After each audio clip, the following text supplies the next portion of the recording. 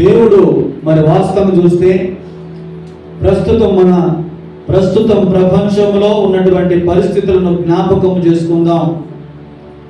క్రైస్తవులకు కానీ ప్రపంచానికి నడిబొడ్డుగా ఉండేటటువంటి యెరూషలేము ఇజ్రాయెల్ దేశమును మన ప్రభు సర్వమానవాళి కొరకు కలవరి గిరిలో ప్రాణం పెట్టడానికి ఆ పుణ్యభూమిపై పుట్టినటువంటి ఆ ప్రభు పుణ్యభూమిపై పుట్టినటువంటి ఆ ప్రాంతంలో అనేక రకాలుగా నానా విధాలుగా యుద్ధాలు జరుగుతున్నాయి. వాస్తవం చెప్పాలంటే బైబిల్ గ్రంథంలో కూడా చూస్తే యెరూషలేము కొరకు ప్రార్థన చేయుడి, యెరూషలేము క్షేమము కొరకు ప్రార్థన చేయుడి.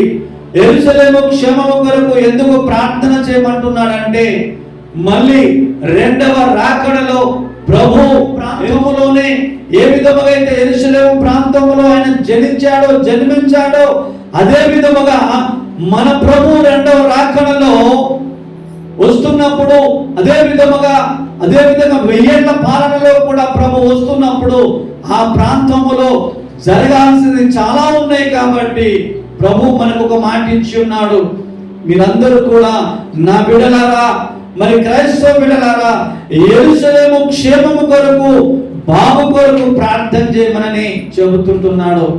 మాకెందుకు అంత తీరిక ఎక్కడదండి?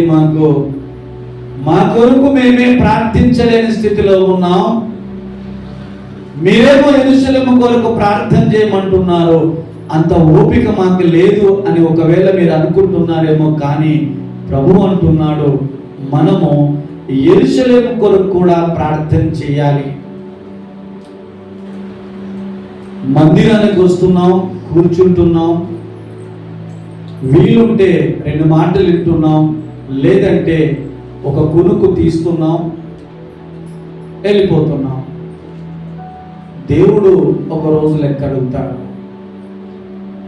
నీవు పనుకోవడానికి వస్తున్నావా?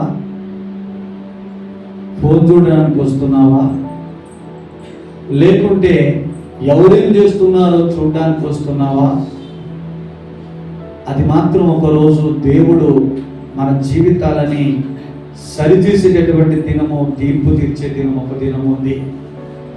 ఎందరికో లేని ధన్యత మనకిచ్చాడంటే సంతోషముగా సమాధానముగా ఈ కొద్ది మందిమైన ప్రభు సముఖంలో కూడుకొని మనం ప్రార్థించడానికి, ఆయన మహిమపరచడానికి ఆ సమయం ఇచ్చాడంటే ఎంత గొప్ప ధన్యులమో ఒకసారి జ్ఞాపకం చేసుకుందాం. మరి మీరు ఎప్పుడైనా యెరూషలేము కొరకు విజ్ఞాపన ప్రార్థన చేస్తుంటున్నారా? దేవుడు అంటున్నాడు, దేవుని లేఖనాల యెహెజ్కేలు గ్రంథము 22వ అధ్యాయము 30వ వచనం నుంచి కొంత సమయాన్ని చూసుకుందాం. యెహెజ్కేలు గ్రంథము 22వ అధ్యాయము 30వ వచనం.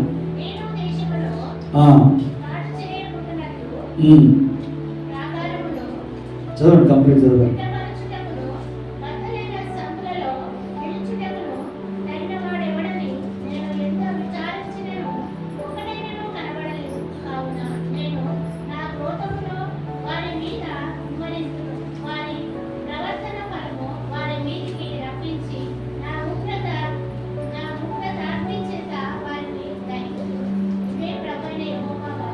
దేవుడు యెహెజ్కేలు గ్రంథములో నుంచి ఒక మాటను జ్ఞాపకం చేసుకొని, దేశము పాడైపోతుంటుంటే, రాజ్యము మన ప్రాంతం పాడైపోతుంటుంటే ఎవరైనా ప్రార్థన చేయగల సామర్థ్యము కలిగినటువంటి వారు ఎవరైనా ఉన్నారా అని చెప్పి ప్రభు అట చూస్తున్నాడట. ఎవరైనా నా కొరకు, ఆ దేశము కొరకు నా సన్నిధిలో విజ్ఞాపన చేసేటటువంటి వారు ఎవరైనా ఉన్నారా అని చెప్పి దేవుడు ఆకాశం నుంచి ఈ లోకమంతా ఆయన కనుదృష్టి సంచారము చేయించి ఉంటుంది కదా. ఎవరైనా నా కొరకు అంటే ఆ దేశము కొరకు, ఆ ప్రాంతము కొరకు నా సముఖములో, నా సన్నిధానములో ఆ దేశము పక్షమున ఎవరైనా విజ్ఞాపన చేయడానికి ఎవరైనా ఉన్నారా? చాలామంది మీకున్నటువంటి సమస్యల కొరకు ప్రార్థించడానికి సమయము తీరక, దాన్ని జయించలేక చాలా మంది సేవకుల దగ్గరికి అక్కడక్కడక్కడ, అయ్యా నా కొరకు ప్రార్థన చేయి, నా కొరకు ప్రార్థన చేయి, నా కొరకు ప్రార్థించండి, నా కొరకు ప్రార్థించండి అంటుంటారు కదా. మన దేశము కొరకు, మరి ఎందరో మనందరి కొరకు ప్రార్థన చేసినప్పుడు అవన్నీ ఎందుకు జరగటం లేదు? అసలు వాస్తవం చెప్పాలంటే విజ్ఞాపన ప్రార్థనలో ఒక 2-3 అసలు విజ్ఞాపన ప్రార్థనలో ఉన్నటువంటి గొప్పదనాన్ని ఒక 2 లేదా 3 సందర్భాలని మనం జ్ఞాపకం చేసుకుందాం. అసలు వాస్తవం చెప్పాలంటే విజ్ఞాపన ప్రార్థన అంటే ఏంది? అసలు విజ్ఞాపన ప్రార్థన అంటే ఏంది? ప్రార్థన అంటే ఏంది? విజ్ఞాపన ప్రార్థన అంటే ఏంది? అసలు ఆలోచన చేసుకుందాం. ప్రార్థన అంటే ఏంది? విజ్ఞాపన ప్రార్థన అంటే ఏంది?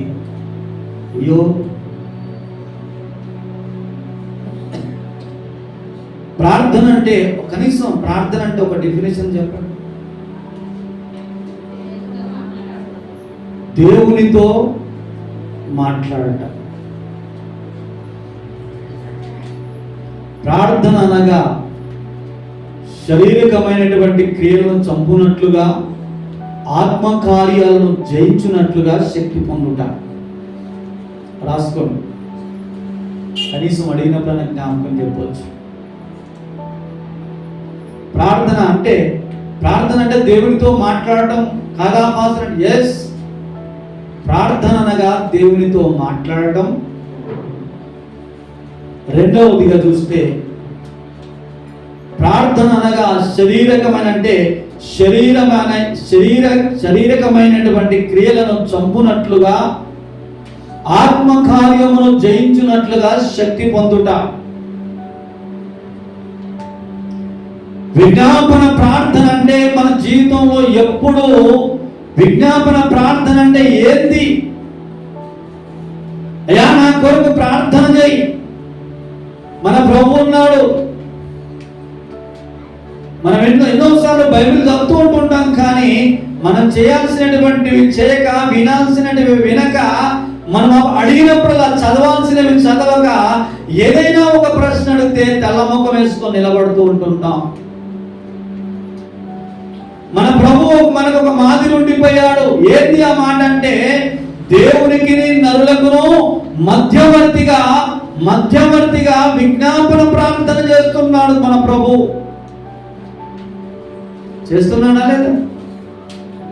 దేవునికి నరులకును మధ్యవర్తిగా మన ప్రభు విజ్ఞాపన ప్రార్థన చేస్తున్నాడు. ఎందుకు విజ్ఞాపన ప్రార్థన అవసరం అంటే, నీవు నేను మనందరం చేసినటువంటి తప్పిదాలు, పాపాలు, దోషాలు, అపరాధాలు అన్నిటినీ మనము కలిగి ఉన్నటువంటి మనము దేవుని ఎదుట నిలబడలేని స్థితిలో మనం ఉన్నాం.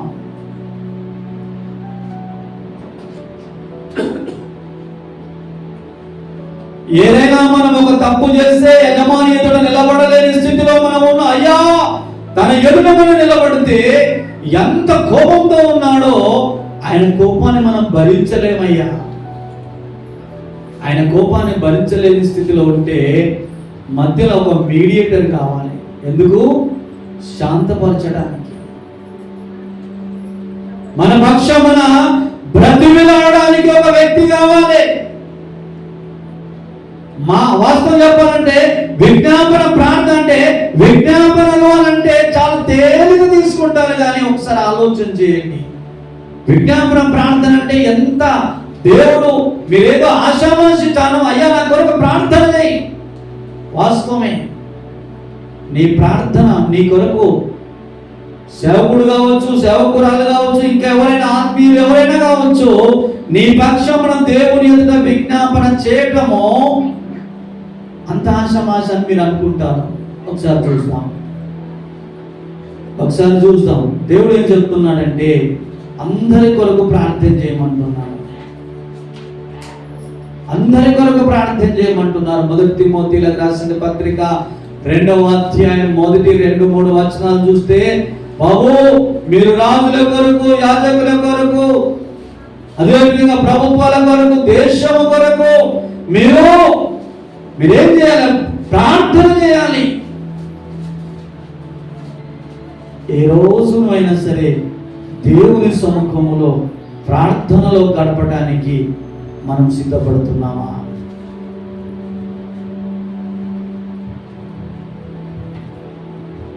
దేవుని సన్నిధిలో ప్రార్థించడానికి మనం సిద్ధపడుతున్నామా? యాకోబు రాసినటువంటి పత్రిక 5వ అధ్యాయము 16వ వచనంలో చూస్తే ఒక స్పష్టమైనటువంటి వర్డ్ ఉంది. మీ పాపములను ఒకనితో ఒకడు ఒప్పుకొనుడి, మీరు స్వస్థత పొందునట్లు ఒకని కొరకు ఒకడు ప్రార్థన చేసుకోండి. నీతిమంతుని విజ్ఞాపన, చూడండి చాలా స్పష్టంగా చెప్తున్నాడు, నీతిమంతుని విజ్ఞాపన మనఃపూర్వకమైనదై చాలా బలం కలిగిందట. మామూలు బలము కలిగినటువంటిది కాదు, మన శత్రువుని జయించగలిగినటువంటి బలము కలిగినటువంటి ప్రార్థన మన విజ్ఞాపన ప్రార్థన. వాస్తవం చెప్పాలంటే, అయ్యా నా కొరకు ప్రార్థన చేయని మీరు చెప్పేసి వెళ్ళిపోతే, ఎవరైతే నీ కొరకు విజ్ఞాపన చేస్తున్నాడో, నీ శత్రువు కొరకు ఎవరైతే ప్రార్థన చేస్తున్నావో వాళ్ళు యుద్ధం చేయాలి. వాస్తవం మన వాడుక భాషలు చెప్పాలంటే, నీకు బదులుగా, నీకు మారుగా ఎవరు యుద్ధం చేయాలి? ఎవరైతే ప్రార్థన చేయమంటున్నావో ఆయన చేయాలి. మీరు అనుకుంటారా ఇది ఈజీ, ప్రార్థన చేయండి అనేసి చెప్పేసి వెళ్ళిపోతారా? విజ్ఞాపన ప్రార్థనలో ఒక 2 అంశాలను మనం 2 లేదా 3 సమయాన్ని బట్టి మొదటిగా చూస్తే, విజ్ఞాపన ప్రార్థన అంటే ఏమై ఉండొచ్చు అంటారు? ఇన్ని మాటలు విన్నాం కదా. విజ్ఞాపన ప్రార్థనలు అంటే ఏమై ఉండొచ్చు అంటారు? మన వాడుక భాషలో ఎలా మాట్లాడుతున్నాం? విజ్ఞాపన ప్రార్థన అంటే, నీకు ఒక సమస్య వచ్చింది అనుకోండి, నీ సమస్యలో ఏదో సమస్యల చేత కొట్టుమిట్టాడిపోతుంటున్నావు. నీ సమస్యలో జోక్యం చేసుకోవడం, కలిగించుకోవడం అంటే మనంతలో మనం కలగ చేసుకొని, బాబు నేనేమైనా నీకు సహాయం చేస్తాను. వాస్తవం చెప్పాలంటే, వాడుక భాషలు చెప్పాలంటే, విజ్ఞాపన ప్రార్థనలు అంటే ఎవరైతే ఎవరి కోసమైతే నువ్వు ప్రార్థన చేస్తున్నావో వారి అంటే వారి జీవితం, వారి అవసరాలు, వారి అక్కర్ల కొరకు నీవు జోక్యం చేసుకుని, కలగ చేసుకొని ప్రార్థించడం అని.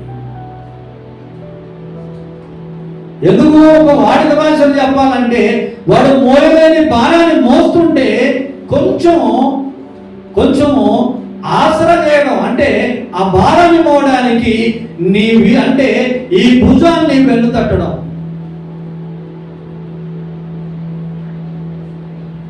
ఈ విజ్ఞాపన ప్రార్థనలో చూస్తే 2 లేదా 3 అనుకుంటున్నాము కదా. 2 దేవుని వాక్యాల్లోంచి చూద్దాం. ఆదికాండంలో చూస్తే 18వ అధ్యాయం, ఆదికాండం 18వ అధ్యాయము 20వ వచనం నుంచి 33 దాకా ఒక సందర్భం ఉంది. మరియు యెహోవా, చూసారా, దేవుడు సొదొమ గొమొర్రా అనేటువంటి ఊరు, ఆ పట్టణాన్ని దేవుడు నాశనం చేయాలనుకున్నాడు. ఎందుకు నాశనం చేయాలనుకున్నాడు? సొదొమ గొమొర్రా అనేటువంటి పట్టణము దేవునికి ఇష్టానుసారంగా ఉండక, దేవునికి విరోధముగా పాపము చేసి, అసలు వాస్తవం చెప్పాలంటే చేగుడని పనులల్లా చేసి ఆ దేశమంతా పాడైపోయిందట. దేశమంతా పాడైపోతే దేవుని దగ్గరికి వెళ్ళి, దేశంలో ఉన్నటువంటి ప్రజలు వెళ్ళి దేవుని బ్రతిమలాడుకోవాలి కానీ మరి ఎవరు బ్రతిమలాడుతున్నారు అక్కడ? ఒక వ్యక్తి జోక్యం చేసుకుంటున్నాడు. సొదొమ గొమొర్రా అనే దేశం, ఆ పట్టణము పాపము పెచ్చిమీరిపోయి దేవుని ఉగ్రత ఆ దేశం మీదకి వచ్చినప్పుడు దేవుడు అన్నాడు అబ్రహామును పిలిచి, అబ్రహామా, ఈ సొదొమ గొమొర్రా అనే పట్టణాలని నేను నాశనం చేయబోతున్నాను, ఆ దేశంలో ఉన్న ప్రజలందరినీ నేను నాశనం చేయబోతున్నాను అన్నాడు. ఎవరు కలుగజేసుకున్నారు అక్కడ? అబ్రహాం అనేటువంటి ఒక వ్యక్తి దేవునితో సొదొమ గొమొర్రా అనేటువంటి పట్టణములో ఉన్న ప్రజల కొరకు దేవుని దగ్గర విజ్ఞాపన చేసుకుంటున్నారు.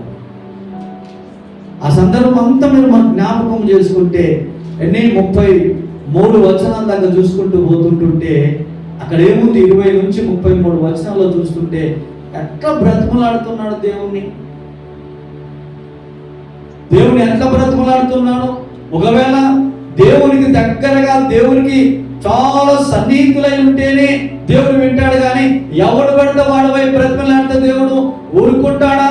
తన కోపాన్ని మొత్తం అణుచుకుంటాడా? దేవునికి ఎంత ప్రియుడుగా ఉంటే, దేవునికి ఎంత దగ్గరగా ఉండి మంచి జీవితం కలిగి ఉంటే దేవుడు తన మాట వింటాడు కానీ ఎవరు పడితే వాళ్ళు పోయి దేవుడి సన్నిధికి వెళ్ళి, అయ్యా నేను తన పక్షం వచ్చిన జర కొంచెం కోపం తక్కువ చేసుకో అని చెప్తే దేవుడు కోపం తక్కువ చేసుకుంటాడా? ఎవరు చెప్తుంటావు?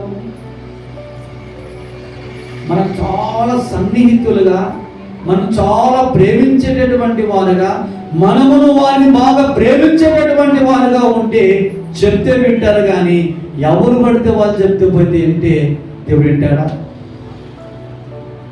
అబ్రహాం అన్నాడు, అబ్రహాం ఎలాంటోడు దేవునికి? అబ్రహాం ఎలాంటోడు దేవునికి? అబ్రహాము నా స్నేహితుడు. అబ్రహాం నా స్నేహితుడేనా? ఇంకా ఉన్నాయా? బైబిల్లో ఏమేమి చెప్పబడ్డాయి అబ్రహాం కొరకు? అబ్రహాము నా స్నేహితుడు. అబ్రహామా, నీతో నేనేమేమైతే చేస్తానో నీతో నేను దాచిపెడతానా? నా మనసులో ఉంచుకుంటానా? నీకు చెప్పకుండా మానుతానా? అబ్రహామా, నీతో చేయునది నేనేమైనా దాచిపెడతానా? దేవుడితో ఎంత అబ్రహాము దేవునితో ఎంత దగ్గరగా ఉన్నాడు కాబట్టి సొదొమ గొమొర్రా అనే పట్టణం విషయంలో జోక్యం చేసుకొని దేవుణ్ణి బ్రతిమలాడుతున్నాడు. అయ్యా, ఎట్లా బ్రతిమలాడుతున్నాడు? చివరికి లోతు కొరకు అయ్యా అక్కడ దేశంలో ఉన్న వారందరినీ నాశనం చేస్తానంటే చివరికి లోతు కొరకు ప్రార్థన చేసి బ్రతిమలాడి చివరికి లోతుని కాపాడుకున్నాడు. మరి మనము దేవుడికి ఎంత సన్నిహితులమై ఉంటే ఎవరి కొరకైనా సరే విజ్ఞాపన ప్రార్థన చేస్తే నీ ప్రార్థన దేవుడు వింటాడు. ఒక సావుకారు ఉన్నాడు అనుకోండి, 10,000 ఎవరికో బకాయి పడింది అనుకోండి, చాలా కోపంతో ఉన్నాడు, వాడిని చాలా ఇబ్బంది పెడుతున్నాడు. మరి సావుకారుతో మాట్లాడాలంటే సావుకారికి బాగా తెలిసినోడు, నమ్మకమైనోడు పోయి చెప్తేనే వింటాడు కానీ ఎవడు పడితే వాడు పోయి చెప్తే వింటాడా? దేవుడు విజ్ఞాపన ప్రార్థన అంటే ఇతరుల యొక్క ప్రార్థనలో నీవు జోక్యం చేసుకోవడం. విజ్ఞాపన ప్రార్థన అంటే ఇతరుల యొక్క వారికి ఉన్నటువంటి అవసరాలలో నీవు జోక్యం చేసుకోవడం, కలగజేసుకోవడం. చాలా మంది అనుకుంటుంటారు, వాస్తవం చెప్పాలంటే ఈ జోక్యం చేసుకుంటుంటే దేవునికి వారికి ఉన్న సంబంధాన్ని బట్టి దేవుడు వారి ప్రార్థనలు వినగలుగుతాడు. కానీ ఎవరు పడితే వారి దగ్గరికి పోయి వాస్తవంగా పరిచయం లేని వారి దగ్గరికి వెళ్ళి ప్రార్థన చెప్తే వింటాడా ప్రభువు? వినుడు కదా. ఇంకొక సందర్భాన్ని చూసుకుందాం. అదే ఆదికాండము 20వ అధ్యాయము ఆదికాండము 20వ అధ్యాయము 7వ వచనం నుంచి చూసుకుందాం. మొదటి నుంచి చూసుకుంటే ఒక చరిత్ర ఉంటుంది. కాబట్టి అక్కడ ఒక సందర్భం ఉంది. మొదటి నుంచి ఆదికాండం 20వ అధ్యాయము మొదటి నుంచి చదువుకుంటూ పోతే అబ్రహాము గారు ఏం చేశారంటే ఆ ఊర్లో చాలా కరువు వచ్చేసింది. కరువు వస్తే ఏమైపోయింది? వేరే దేశానికి సమృద్ధిగా ఉందని చెప్పి వెళ్ళిపోయాడు. బ్రతుకు తెరువు కోసం వెళ్ళిపోయాడు. అక్కడ ఉన్నటువంటి ఒక పెద్ద మనిషి, ఒక రాజు ఏం చేశాడు? అబీమెలెకు అనేటువంటి రాజు శారమ్మ గారి విషయంలో చాలా చేయకూడని తప్పు చేశాడు. శారమ్మ గారి విషయంలో చేయకూడని తప్పు చేశాడు. చేస్తే అబీమెలెకు దగ్గరికి, అంటే ఆ ఇంట్లో దేవుడు చాలా సమస్యలు తీసుకొచ్చి పెట్టాడు. బాబు అబీమెలెకు, ఎవరు అనుకుంటున్నావు? అబ్రహాము నా ప్రవక్త, నా స్నేహితుడు. వారి కుటుంబం విషయంలో నీవు చేయకూడని తప్పు చేయబోతున్నావు. అందుకని నేను ఆపేశాను నీకు. అందుకని నీకు చాలా ఇబ్బంది పెట్టాను. ఒకవేళ నీ ఇబ్బంది పోవాలంటే ఎవరు చెప్తింటాను తెలుసా అన్నాడు ప్రభు. ఎవరు చెప్తింటాడట? దేవుడు అబీమెలెకు విషయంలో. అతడు ప్రవక్త, అతడు నీ కొరకు. ఎవరు చెప్తుంటాడట? దేవుడు అబీమెలెకు కొరకు. అబ్రహాం ప్రార్థన చేస్తే వింటాడు. విజ్ఞాపన ప్రార్థన అంటే ఒకరి జీవితంలో అంటే ఏ సమస్యలు వచ్చినా వాటి విషయంలో జోక్యం చేసుకొని ప్రార్థన చేయడం. వాస్తవం చెప్పాలంటే, ఇంకొక వాడుక భాష చెప్పాలంటే, ఇద్దరు పోట్లాడుతున్నారు, కొట్టుకుంటున్నారు, తన్నుకుంటున్నారు. వారి మధ్యలోకి పోయి వారి పక్షమున నిలబడి సమాధానపరచడం. అవసరమైతే వాళ్ళు ఒకరినొకరు చాలా కోపావేశాలతో ఉంటున్నప్పుడు మధ్యలోకి వెళ్ళిపోతే కొన్నిసార్లు మనకు కూడా అప్పుడప్పుడు పడుతుంటాయి. ఏంటి? తన్నులు. తప్పుగా, వాస్తవమే కదా. ఇద్దరు పోట్లాడుతూ ఉంటున్నాడు, వారి మధ్యలో నువ్వు సమాధానపరచడానికి వెళ్తున్నప్పుడు, వారు చాలా కోపావేశాలతో ఉంటున్నప్పుడు వదిలేయడానికి, అంటే విడిపించడానికి పోతే వారు ఒకరినొకరు దుర్భాషలాడి కొట్టుకుంటున్నప్పుడు అప్పడానికి పోతుంటే కొన్నిసార్లు మనకు కూడా పడుతుంటాయి. జోక్యం చేసుకోవడం అంటే చాలా ఈజీ అనుకుంటుంటారు. విజ్ఞాపన ప్రార్థన చేయడము చాలా ఈజీయా?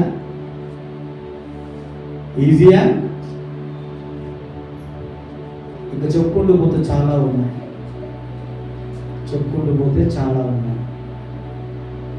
ఇంకొక మాటను చూసుకుందాం. మొదటిగా చూస్తే జోక్యం చేసుకోవడం, రెండవదిగా చూస్తే మనకు బదులు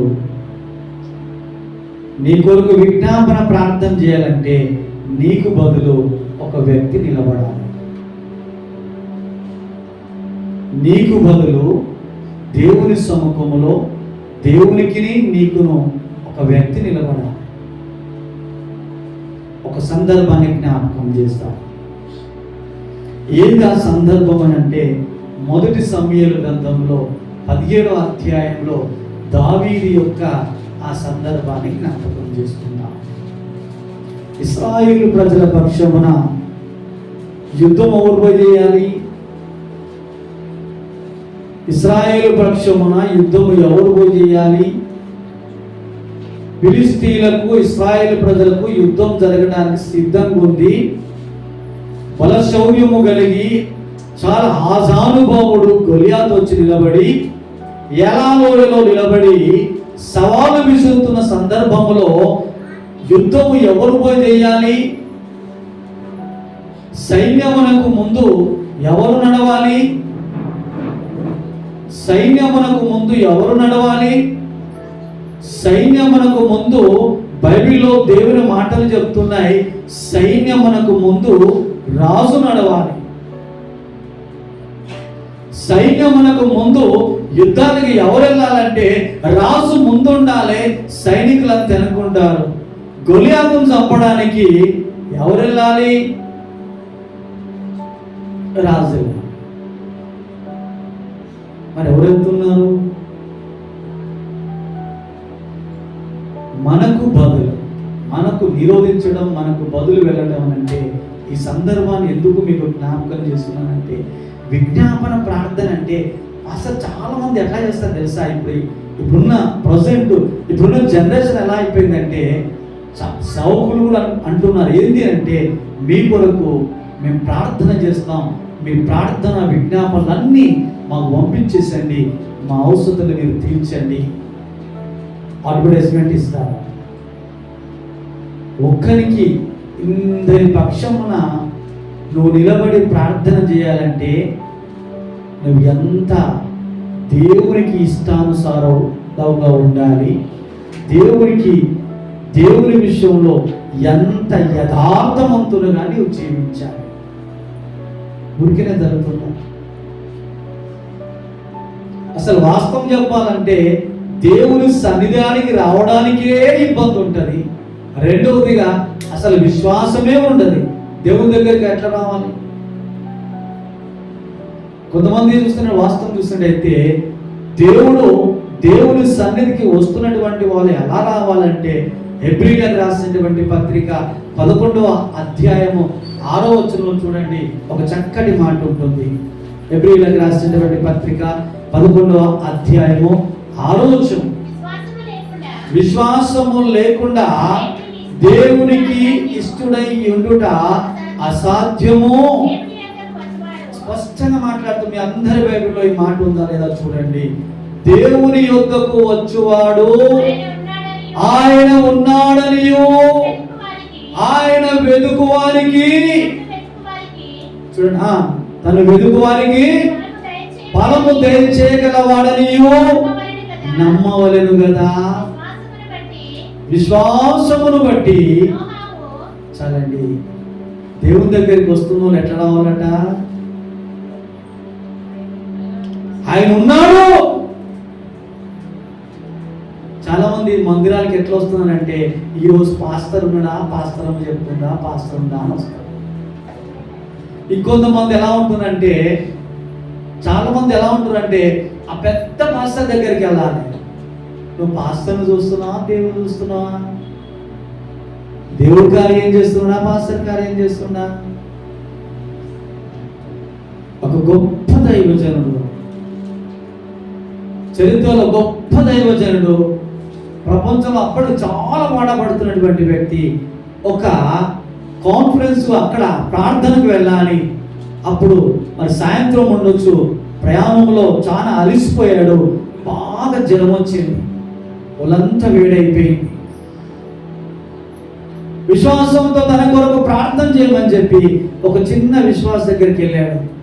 అయ్యా మరి నూనె పెట్టి ప్రార్థన చేయండి అంటే, అయ్యా ఆ సమయంలో నా దగ్గర ఆలివ్ ఆయిల్ అంటే ఆలివ్ ఆయిల్ లేదు, కొబ్బరి నూనె లేదు, ఏది లేదు. ఏముందయ్యా నీ దగ్గర అంటే, ఏదో ఒక ఆయిల్ ఉందయ్యా. సరే, విశ్వాసంతో ఏదన్నా సరే ఆ నూనె పెట్టి నా కొరకు నీవు ప్రార్థన చేయాలన్నాడు. విశ్వసించాడు. విశ్వాసి ప్రార్థన చేస్తే కూడా పాస్టర్కి విడుదలైపోయింది. ఆ రాత్రి కూటంలో గొప్పగా బహుబలంగా వాడబడినట ఒక గొప్ప దైవజనుడు. పేరేమో తెలుసా మీకు? జ్ఞాపకం అంటే చెప్పండి. కానీ మనం ఏం చేస్తున్నాం? పాస్టర్ చూసి మందిరానికి వెళ్తున్నాం కానీ దేవుని చూసి మాత్రం మందిరానికి రావట్లేదు. దేవుడు చూసి మందిరానికి వస్తే కార్యాలు జరుగుతాయి అంటనా? పాస్టర్ చూసి మందిరానికి వెళ్తే కార్యాలు జరుగుతాయి అంటనా? ఆయన యొద్దకు వచ్చేవాడు ఆయన ఉన్నాడనియు ఫలము వెతుకువానికి ఫలము దయచేస్తాడనియు నమ్మవలెను కదా. అయ్యా, నేను ఈరోజు దేవుని సన్నిధికి మందిరానికి వెళ్తున్నాను, నాకున్న బలహీనతలను మేమందరం ప్రార్థన చేసినప్పుడు నీవు బాగుపరుస్తావని విశ్వాసంతో వచ్చినయ్యా అని చెప్పి రావాలనా? లేక పాస్టర్ ప్రార్థన చేస్తే బాగైతుందని చెప్పి రావాలనా?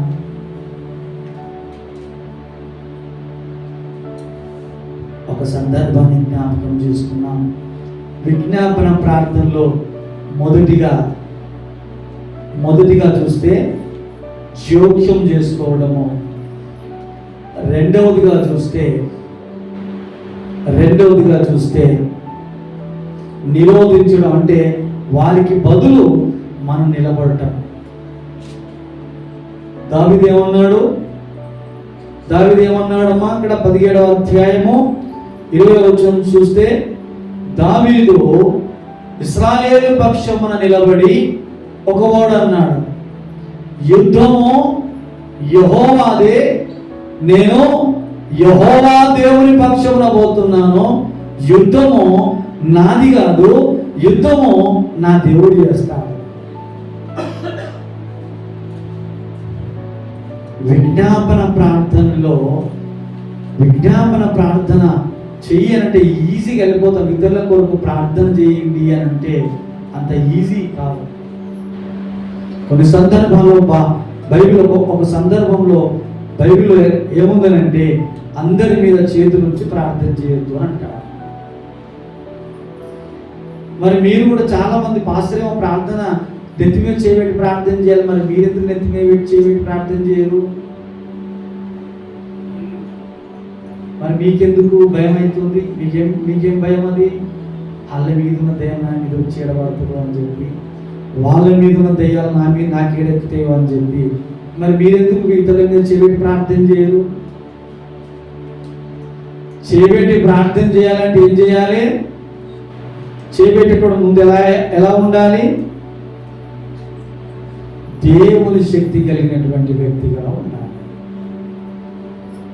దేవుని శక్తి కలిగినటువంటి వాడుగా ఉండకపోతే, వాడు నెత్తి మీద చేయబెట్టి ప్రార్థన చేయడానికి పోతే స్కేవ అంటే వాస్తవంగా అపోస్తుల కార్యంలో చూసినట్టుగా స్కేవ అనేటువంటి ఒక వ్యక్తి ఏం చేస్తాడు, అందరికి ప్రార్థన చేస్తూ పోతున్నప్పుడు ఒక దయ్యం, గట్టి దయ్యం పడతారు. తల్లిదండ్రులు ఆల్రెడీ, అరే బాబు, పేతురు ఎవరో తెలుసు, పౌలు ఎవరో తెలుసు, ఇంకా అక్కడ ఉన్నటువంటి ఆ సందర్భంలో సేవకులు అందరూ తెలుసు, ఏ సంగతి నీది అని అడిగింది.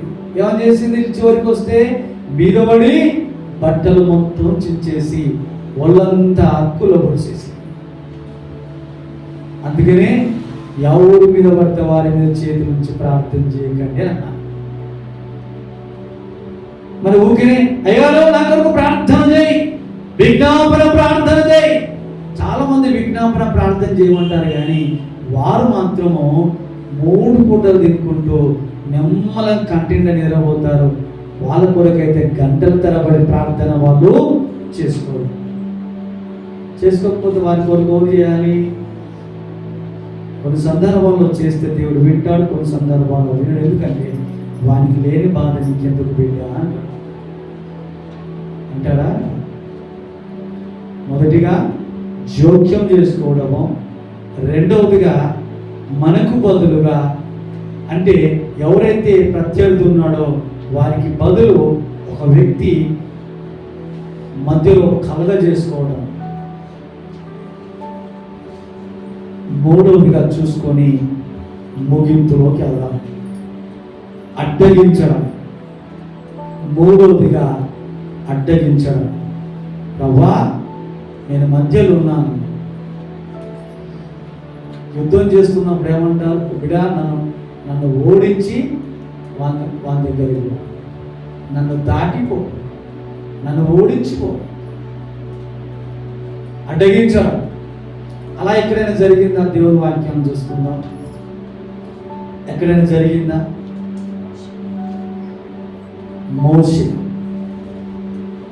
కీర్తనల గ్రంథము 106వ కీర్తనలో స్పష్టంగా ఒక వర్డ్ అన్నాడు మోషే. కీర్తన గ్రంథము 106వ కీర్తన 23వ వచనం. అప్పుడు ఆయన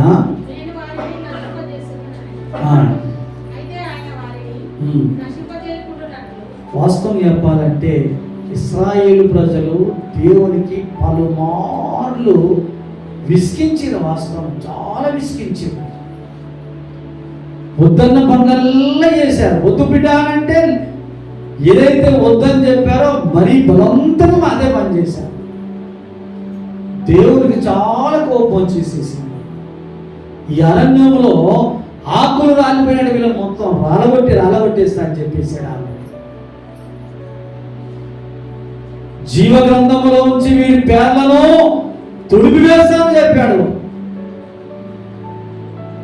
మోషే దేవునికి ఇశ్రాయేలు ప్రజలకు మధ్యలో నిలబడి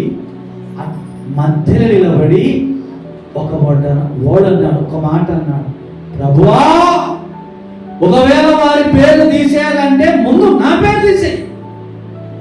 చూసారా? అంటే మనం అప్పుడప్పుడు అంటాం కదా, విజ్ఞాపన ప్రార్థన అంటే సైతాన్ ఏదైనా సైతాన్ వాడిని గద్దించడం అది చేస్తున్నప్పుడు అదేమిస్తుంది తెలుసా, నిన్ను కొట్టడం తీసిపెట్టి ఎవడైతే మధ్యలో పడ్డాడు ప్రార్థన చేస్తుండో వాని మీద పడతాడు. ఎవరా నువ్వు ఆయన కోసం ఏం ప్రార్థన చేస్తున్నావు? నువ్వు ఆమె కొరకు ఎందుకు ప్రార్థన చేస్తున్నావు? నువ్వు ఆమె కొరకు ప్రార్థన చేస్తావా? నీ మీద పడతా, నన్ను గెలువు, నన్ను ఓడించని వస్తాను. విజ్ఞాపన ప్రార్థన అంటే ఈజీగా వెళ్ళిపోతారు. అట్లా ఎలా ఉంటుందంటే ఇట్లా కుండలో పోస్తుంటే అయ్యా నా కొరకు ప్రార్థన చేయండి అని చెప్పేసి వెళ్ళిపోతారు. విజ్ఞాపన ప్రార్థన ఈ 2-3 మాటలు మనం చూసాం. కానీ విజ్ఞాపనలు అందుకనే దేవుడు ఏమంటున్నాడంటే యెషయా గ్రంథం 62వ అధ్యాయము 7వ వచనంలో చూస్తే అనేక మంది విజ్ఞాపన కర్తలని ఏర్పాటు చేయండి అని అన్నాడు. నీ కొరకు, నా కొరకు, దేశము కొరకు, సంఘము కొరకు, సమాజం కొరకు, నశించిపోతున్న ఆత్మల కొరకు ప్రతిరోజు ప్రార్థన చేసే విజ్ఞాపన కర్తలని మీరు ఏర్పాటు చేయండి అని అన్నాడు. ఇర్మియా గ్రంథంలో చూస్తే రోధించి ప్రార్థన చేసే, ఏడ్చుకుంటూ ప్రార్థన చేయగలిగినటువంటి ప్రార్థనా పరులను మీరు వెతకండి, అలాంటి వారిని కనుగొని ప్రార్థన చేయండి అని అన్నాడు. కానీ విజ్ఞాపన ప్రార్థన, నా కొరకు ప్రార్థన చేయండి అని అంటే నీ పక్షమున ఒకరు నిలబడాలి, నీ గురించి ఒకరు జోక్యం చేసుకోవాలి, నీకు బదులుగా వారు నిలబడి అడ్డుకోవాలి. ఒక మాట, ఎందుకు ఈ మాటలని పరిశుద్ధాత్మ దేవుడు జ్ఞాపకం చేస్తున్నాడంటే మనం ప్రార్థన చేయడమో చేత కాదు, కానీ ఎదుటోళ్ళ మీదకి భారం భరించేసి మోపేసేసి వెళ్ళిపోతున్నాం అని అంటే వాళ్ళు ప్రార్థన చేస్తే జరుగుతుందా అని అంటే ఎంత క్రయధనం చెల్లిస్తే ఆ కార్యం జరుగుతుంది. ఒక సేవకుడట రోజు ప్రార్థన చేస్తున్నట. విశ్వాసాల గురించి చెప్తే ఇబ్బంది పడతారు కాబట్టి సేవకుడు గురించి చెప్తున్నా. ఒక సేవకుడు బాగా వాక్యం చెప్పి సువార్త చెప్పి ప్రార్థన చేస్తుండట. ప్రార్థన చేస్తే చాలా వందల మంది ఒకరోజు బాప్తిజం తీసుకున్నారట. బాప్తిజం తీసుకున్న తర్వాత ఆ రోజు రాత్రి దేవుడు ఒక రౌండ్ ఫిగర్ అనుకుందాం, 100, 50, 100 పైన మొత్తం మీద 400-500 మంది బాప్తిజం తీసుకుంటే అందులో నుంచి ఒక సగభాగం కంటే తక్కువ, ఒక పావు అనుకుందాం, 400 మంది తీసుకుంటే 100 మంది కొరకు 100 డైమండ్ అంటే వెలగలిగినటువంటి వాటితో కిరీటం మళ్ళీ దేవుడు తీసుకొచ్చి సేవకుడికి పెడుతుండట. అయితే సేవకుడు అడుగుతుండట, అయ్యా నేను 400 మందికి బాప్తిజం ఇచ్చాను కదా, నేను వాక్యం చెప్పి ప్రార్థన చేసి సువార్త చెప్పాను కదా, మరి నువ్వు 400 నాకు డైమండ్స్ నా కిరీటాన్ని పెట్టుకొని తీసుకొని రావాలి కానీ మరి ఎందుకు నువ్వు 100నే పెట్టుకొని తీసుకొచ్చినావు అని అడిగిందట. ఎవరిని? దేవుని యేసు ప్రభుని అడిగిందట. ఆ రాత్రికాల సమయంలో ప్రభు ఆ సమయంలో అన్నదట, సేవకుడా, ఈ మిగతా వారందరి కొరకు ఒక భక్తురాలు ప్రార్థన చేసి కన్నీళ్లు గార్చింది. మిగతా ఆ 300 ఆ బహుమానాలు, ఆ డైమండ్, ఆ రింగు, ఆ బహుమానం, ఆ వెలగలిగినటువంటి ఆ రింగ్ అంటే ఆ కిరీటము ఆ తల్లికి అంట. అన్ని ప్రార్థన చేస్తాం. ఏం జరిగినామంట? ఏం చేస్తేనే జరిగింది. చాలా మంది ఏమైపోయిందంటే, చాలా మంది సేవకులు కావచ్చు, విశ్వాసులు కావచ్చు, ఎవరు నేను చేస్తేనే జరిగిందని అంటారు. అన్ని నువ్వు చేస్తేనే మనం చేస్తేనే జరగదు. ఒక ప్రార్థన ఎంతమందో ఎన్నో 100 మంది క్రయధనం చెల్లిస్తారు. ఎవరైతే నీ సమస్యకు సరిపోన క్రయధనం చెల్లిస్తారో వారి ప్రార్థనకు దేవుడు విడుదల, డెలివరెన్స్ ఇస్తుంటాడు. నేను చేశాను, ఇది జరిగిందంటారు.